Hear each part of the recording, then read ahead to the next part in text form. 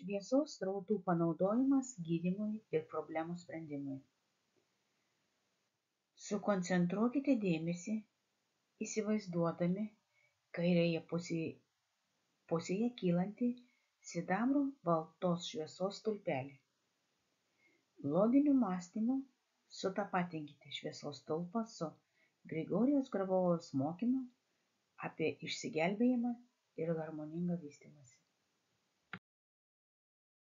Įsivaizduokite bet kokios kitos šviesos spalvos – auksinės, violetinės, rožinės – šviesų stulpelį dešinėje ir mintyse įdėkite į jį aiškiai suformuotą užduotį arba programą, pavyzdžiui, pakeisti situaciją.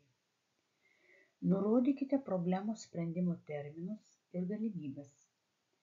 Susikoncentravę, vizualizuokite abu šviesos stulpelius besitęsiančius aukštyn į begalybę, kurioje jie susilieja ir sudaro bendrą srautą ateinantį į jus iš viršaus.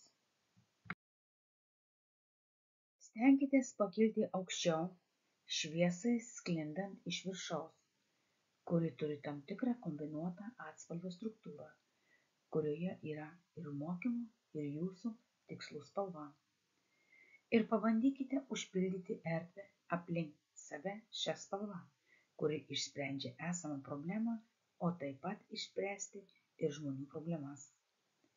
Kai tik vizualizuojate sklindančią būtent šią spalvą iš viršaus, jūs iš tikrųjų atliekate diagnostiką pasiekto tikslo. Jau valdote savo konkrečią užduotį per makro gelbėjimosi visuotiną išsigelbėjimą.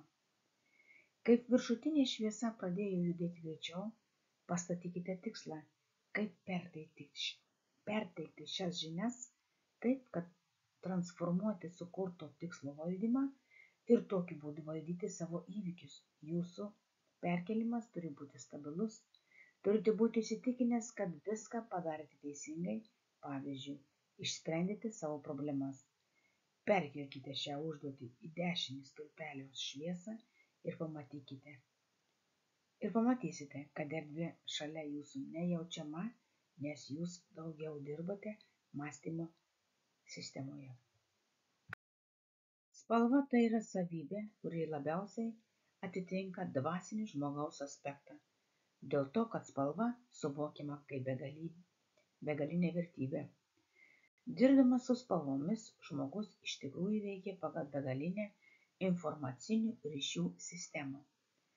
Spalvų kalba yra patikimas žmogaus savęs pažinimo įrankis. Priklausomai nuo aplinkos spalvų gamos keičiasi mūsų elgesys, būklė, sveikata ir nuotaika. Kūno veikimas vienos ar kitos spalvos tai yra atitinkamo dažnio vibracija, kuri gali sugrąžinti vieną ar kitą disharmonijoje esantį sergantį organą į normalią būseną. Autorius Grigorijus Gravovojus, video sukūrė ir įgarsino Sigutė.